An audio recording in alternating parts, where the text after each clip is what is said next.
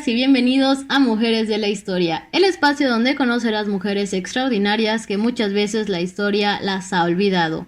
Yo soy Linda González y ponte cómoda o cómodo porque comenzamos. Mexicana y primera dama con agenda y pensamientos feministas. La mujer que cambió el concepto de esposa del presidente y sentó las bases de una primera dama con responsabilidades. Y estamos hablando de Carmen García Portes Gil, esposa de Emilio Portes Gil, quien fue presidente de 1928 a 1930.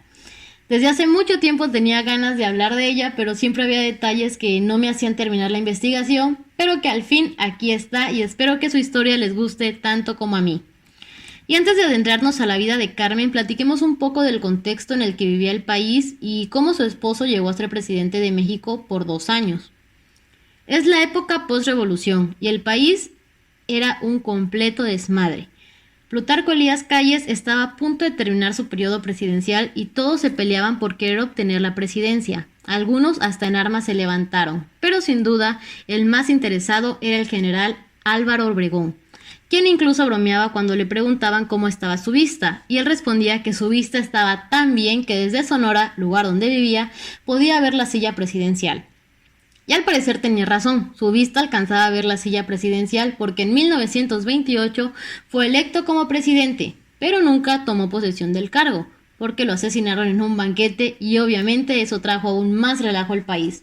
La cosa se puso muy tensa y comenzaron a existir rumores de levantamientos armados estilo la revolución. Tuvo que salir el presidente Plutarco Elías Calles a decir que esa era de los caudillos y la revolución ya se había terminado y que al fin México sería un país con instituciones.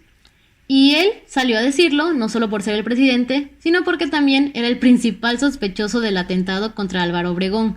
Incluso cuando las personas preguntaban ¿quién mató a Obregón?, se les contestaba cállese, un estilo para referirse a Calles. La cosa es que el Congreso de la Unión designó como presidente interino al secretario de Gobernación Emilio Portes Gil, con una visión de fortalecimiento económico, apoyo en hectáreas a campesinos y modernizar el país. Al momento en el que él se convierte en presidente, su esposa Carmen García González se convierte en primera dama. Y algo bien relevante que hay que mencionar es que el término de primera dama es algo que no se usaba en nuestro país. Las esposas de los presidentes solo se consideraban eso, sus esposas, y que su deber era cuidar del hogar mientras sus esposos fungían como presidente. Y lo podemos constatar con sus antecesoras, que se limitaron solamente al cuidado de su hogar. Algunas se enteraban por cartas de que su esposo eran presidentes y era como de, pues sí, ¿no? Su vida no cambiaba para nada.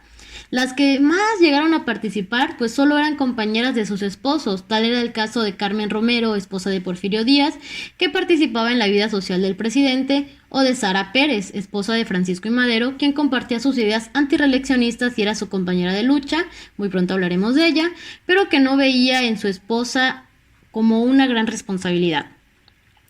Pero por supuesto que este no sería el caso de Carmen, sobre todo porque ella se consideraba una partidaria del feminismo culto. Y ojo aquí, porque les repito lo mismo que en otros capítulos. Quien les diga que el feminismo actual en México es muy diferente al de hace años, pues no. Las feministas mexicanas siempre han querido cambiar todo de raíz. Y después de esta breve introducción para entender el contexto en el que vivió Carmen, comenzamos de lleno con su vida. Carmen García González nació en General Terán, Nuevo León, en 1905, siendo la menor de una familia muy numerosa pero bien acomodada, y como es costumbre en las esposas de los políticos, no se sabe nada de ella hasta que se casó. La historia de cómo se conoció con Emilio era algo romántica para la época, y a Emilio le encantaba contarla. A los 17 años, Carmen fue enviada a Tamaulipas a visitar a una hermana, y por cosas del destino, Emilio se encontraba en la estación de trenes y la vio bajar. Le dijo a sus acompañantes que se casaría con ella y la mandó a seguir para saber quién era. Al poco tiempo se presentó en un baile en el que ella asistió y la comenzó a cortejar, y al poco tiempo se casaron.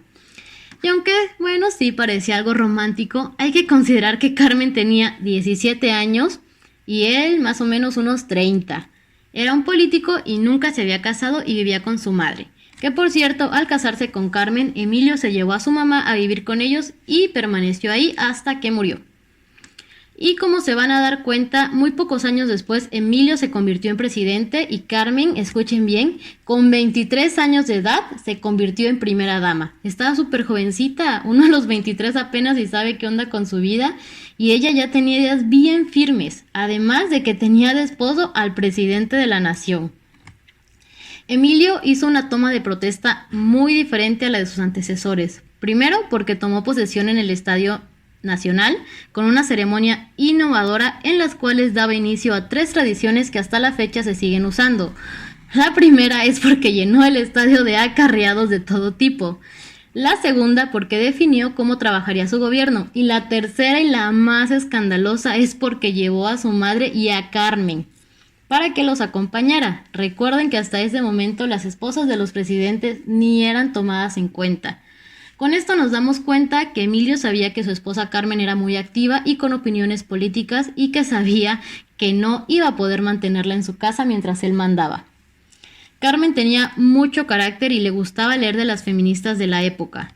Y por los años sabemos que el sufragismo estaba incendiando Europa y esas ideas apenas estaban desarrollando en México. También era una mujer joven que, junto a su esposo, buscaban modernizar el país. Y que pese a que solo fueron 2 años de gobernanza, vaya que Carmen supo aprovecharlos. Emilio, que la llamaba hija de cariño, pues aquí entre nos por la edad sí podía ser su hija, le pidió que lo ayudara con unos niños necesitados. Y Carmen le dijo, de aquí soy. Reunió un grupo de amigas y esposas de colaboradores de su esposo para empezar a hacer trabajo social. O sea, chequen cómo Carmen ya trae esas ideas de mujeres en acción. Y poco a poco empezó a hacer campañas contra la pobreza, hasta que en 1929 Carmen crea y preside el Comité Nacional de Protección a la Infancia. ¿Qué podría decirse que este comité es el tatarabuelo de programas de asistencialismo que hoy conocemos y un pariente no tan lejano de instituciones como el DIF? Esta asociación tenía como objetivo proteger al niño desde los puntos de vista físico, social y moral, por lo que se propuso crear y sostener centros de higiene para el cuidado de mujeres embarazadas, casas de maternidad, casas para niños semiabandonados en la edad preescolar y escolar, colonias de vacaciones, campos de juego y organizar las demás actividades que se consideren adecuadas, tales como servicios de enfermeras, visitadoras de hogares pobres, bibliotecas especiales para niños, ciclos de conferencias sobre higiene y moral para las madres. No se trataba solo de inculcar hábitos sanitarios, sino también de introducir nuevos comportamientos, formas de trabajo, patrones de consumo y valores de clase media, especialmente las madres, a quien se buscó adiestrar en prácticas de crianza. Y para que vean la importancia que se le dio a este comité que se hizo, se pidió un impuesto de 1 centavo a todos los timbres postales. Dicho impuesto se aplicó para consolidar las políticas dirigidas a la niñez desamparada. Y aunque había recursos específicos del gobierno, el Comité Nacional de la Infancia llevó a cabo varias actividades de beneficencia con el propósito de recaudar fondos. Vaya que estas mujeres estaban imparables. Y fue la mismísima Amalia del Castillo Ledón, otra feminista de la que pronto hablaremos, que colaboró con la jefatura de beneficencia y festejos de dicho comité. Y ni se imaginan dónde estaban las oficinas centrales del comité, pues ni más ni menos que en el castillo de Chapultepec, y tenían de secretaria a Hortensia Calles, y que de acuerdo a doña Hortensia, el comité trabajaba incansablemente creando delegaciones en casi todas las capitales de los estados del país. Carmen podría ser joven, pero tenía una visión como ninguna otra primera dama había tenido. Y si creen que con ese comité Carmen se daba por satisfecha, pues no, señoras y señores. Carmen también retomó la idea de José Vasconcelos para repartir desayunos escolares y no solo eso, también fundó La Gota de Leche, una asociación que obsequiaba leche a los niños de escasos recursos y se sostenía de dinero del gobierno y donativo de particulares. Además, fundó centros de asistencia social. Uno de los más importantes fue la Casa de Salud del Periodista, ubicado en Lomas de Chapultepec. Otro en la Unidad Médica Higiénica, anexa al Deportivo Venustiano Carranza, y otro más en la Colonia Obrera. También escuela hogar, que eran lugares donde las madres podían dejar a sus hijos mientras iban a trabajar. Una idea muy parecida a la Casa Amiga de la Obrera que había creado Carmen Díaz, esposa de Porfirio Díaz. Y la lista sigue, pues también hizo casas de salud para los niños con el gobierno con el objetivo de combatir la tasa de mortalidad infantil, que era grandísima en esa época y que también hubo delegaciones en casi todos los estados de la República. y por si faltara algo, también creó muchas escuelas. Las personas que conocían a Carmen la describen como una persona llena de voluntad, una feminista culta, con paciencia y cariño por la niñez, así como por las mujeres embarazadas sin recursos económicos. Y ojo que por más que busqué, no encontré si perteneció a algún club sufragista. Como obviamente todas estas actividades llevaban mucho esfuerzo, dejaron de tener un carácter voluntario y se convirtieron en beneficencia dirigida y organizada por el gobierno. Por eso más tarde se conocería que el trabajo de Carmen fue lo que institucionalizó las actividades de las esposas de los presidentes. Carmen y Emilio estaban cambiando al país. Y como ya lo mencionamos antes, el hecho de que Carmen acompañara a Emilio era algo nuevo. Emilio además hacía de las ceremonias algo solemne y siempre estaba junto a Carmen. Para que se den una idea de qué tan en serio se tomaban las ceremonias, el desfile del 16 de septiembre de 1929 duró 7 horas. Así es, 7 horas. Y antes de seguir hablando de todo lo que hizo Carmen, vamos a pasarnos un poco a su aspecto, que es muy relevante, el cómo lucía Carmen. Y antes de que me regañen de que ya sé que la apariencia no importa, pero es que hasta la apariencia de Carmen era revolucionaria.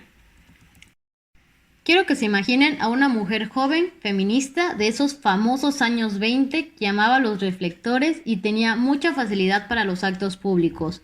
Y si aún no terminan de imaginarla, no se preocupen, hay fotografías y se las voy a dejar en la descripción del episodio. A Carmen le encantaba la ropa, siempre andaba bien peinada y sobre todo no tenía miedo de arriesgarse a ponerse lo último que dictaminara la moda, que por cierto en esa época ya se estaba olvidando de los fastidiosos corsets y Carmen en apariencia era completamente todo lo que pensamos de una mujer de los años 20. Usaba vestidos sueltos de telas ligeras que le llegaban al tobillo, zapatos de tacón con adornos, estolas de piel y sombreritos bien típicos de la moda de esos años. Y lo que más escandalizó a los conservadores y tradicionalistas es que tenía, escuchen bien, el cabello corto. Así es, tenía el cabello corto, que para esa época eran motivo de burlas, ya que, bueno, primero, porque se estaba asociando a las nuevas ideas feministas, y segundo, porque para tener ese corte se debía asistir a las peluquerías. Incluso a muchos se les decía que parecían hombres o lesbianas. Así que ya saben, eso de burlarse de los cortes pequeños de las feministas no es nada nuevo.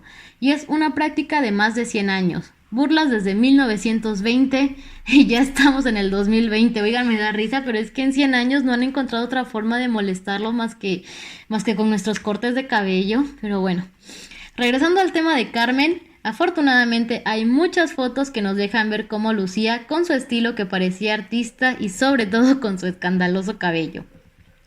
Como ya vimos, el arreglarse era algo que Carmen se tomaba muy en serio, pero eso no hacía que descuidara sus obligaciones, ya que siempre estaba en acción y la podemos ver presidiendo actos deportivos, festivales, recibiendo peticiones, repartiendo ropa, juguetes, visitando hospitales, hospicios, escuelas, centros de higiene, centros obreros, ya sea para darse frases de aliento o consuelo, pero siempre estaba haciendo algo.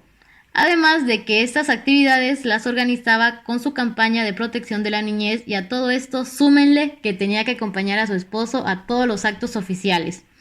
Para que se den una idea de qué tan llena y diversa estaba su agenda, Carmen visitaba la Cruz Roja, casas de amparo, protección de la mujer, jugaba con niños en las escuelas, asistía a comidas organizadas por los clubes rotarios, presidía festivales en los tribunales de menores, visitaba hospicios, asistía a test de beneficencia, inauguraba centros de higiene, etcétera, etcétera, etcétera, sin olvidar que siempre se veía fabulosa. Con todas estas actividades no era sorpresa que muchas instituciones la buscaran, tal es el caso de la Cruz Roja que la hizo presidenta honoraria y además fue madrina de la Asociación Mexicana de Exploradores, o sea, la institución abuela de los Scouts de México. Aparte de sus campañas para la protección infantil, también apoyaba campañas contra el paludismo, la tuberculosis, la lepra y el mal del pinto. Y la que más la tenía llena de orgullo fue la que realizó contra el alcoholismo, que era uno de los males más grandes del país, y también vendía moles los domingos. No es cierto, pero es que ¿qué no hacía esta mujer? O sea, ¿de dónde sacaba tanta energía? Y era 1928. Imagínense qué más hubiera logrado en nuestros tiempos. Algo que de lo que también fue precursora fue cuando desde el balcón presidencial salió con su esposo a ver una manifestación infantil contra el alcohol. Y es que aunque no lo crean, era la primera vez que una mujer esposa del mandatario salía en ese balcón. Ya ven lo que les decía, el trabajo de Carmen García sentó la base de los trabajos que al día de hoy realizan las primeras damas en nuestro país. Claro que no todo era color de rosa en la vida de una esposa del presidente. Aunque Carmen era muy querida y admirada por ser una gran anfitriona y siempre digna representante de la nación, también estaba llena de constante peligro. Recuerden los años que le tocó vivir. Era una lucha sangrienta por el poder de los que querían repartirse el país después de la revolución. En una ocasión recibió una nota donde se le amenazaba de muerte a ella y a su hija. También sufrió un atentado junto a su esposo e hijas en un tren. También había muchos asesinatos por ideas comunistas. Y recuerden que en estas mismas fechas el comunismo estaba instalándose en Rusia y en México se le veía con muchísimo miedo. Incluso el Partido Comunista en México era clandestino, pero eso no le impidió que el yerno de Carmen ingresara, que por cierto, Emilio Portes Gil ordenó construir algunos aeroplanos para estar preparados en caso de una invasión roja. Ya sé que todo lo que hizo Carmen suena a muchísimo tiempo, pero recuerden que en realidad solo fueron 2 años de gobierno. Y al terminar la presidencia, Emilio Portes Gil siguió teniendo cargos en el gobierno. Dirigió algunos partidos políticos, empresas privadas y fue embajador de Francia e India y hasta secretario de Relaciones Exteriores, obviamente siempre acompañado de su incansable esposa Carmen García de Portes Gil, quien aunque ya no era primera dama, nunca dejó el glamour y siempre asistía a los eventos arreglada como toda una diva. Emilio murió en 1980 y apenas 5 meses después, con la edad de 75 años, murió Carmen de un cáncer que no sabía que tenía. Antes de terminar el capítulo, pido un gran aplauso para esta gran mujer y feminista mexicana que sin duda dejó un gran legado en la participación de las mujeres en la política y los primeros pasos del asistencialismo en México, que por cierto fue reconocido a nivel internacional. Creo que si en las escuelas nos hablaran más de este tipo de mujeres y de la forma en que vivieron su feminismo, de todo lo que hicieron y no solamente de sus esposos, creo que desde muy pequeñas las niñas mexicanas tendrían más aspiraciones y se podrían sentir identificadas con los y las personajes de la historia. Una vez más, saben que siempre les recomiendo material extra para conocer más al personaje y ya me han preguntado varias veces, oye, ¿y no hay película? Y no. En este caso no hay película. Tristemente de las mujeres de las que hasta ahorita hemos hablado no hay una película que hable completamente de su vida, pero si se animan a leer y a saber un poco más, les recomiendo el libro de Primeras Damas, las ausentes presentes de Alicia Aguilar Castro y se los dejo en el link. Muchas gracias a todos por escucharnos, los invito a que nos sigan en nuestras redes sociales, podcast Mujeres con Historia en Facebook, _Mujeres con Historia en Instagram y nos comentes qué les pareció esta gran mujer. También les recuerdo que en TikTok estamos como @mujeresconhistoria. Muchas gracias por todo el apoyo que nos dan ahí. Y también, si gustan escribirnos de otras mujeres que les gustaría que investigáramos y narráramos en futuros episodios. Nos despedimos y nos vemos en el próximo capítulo de Mujeres con Historia.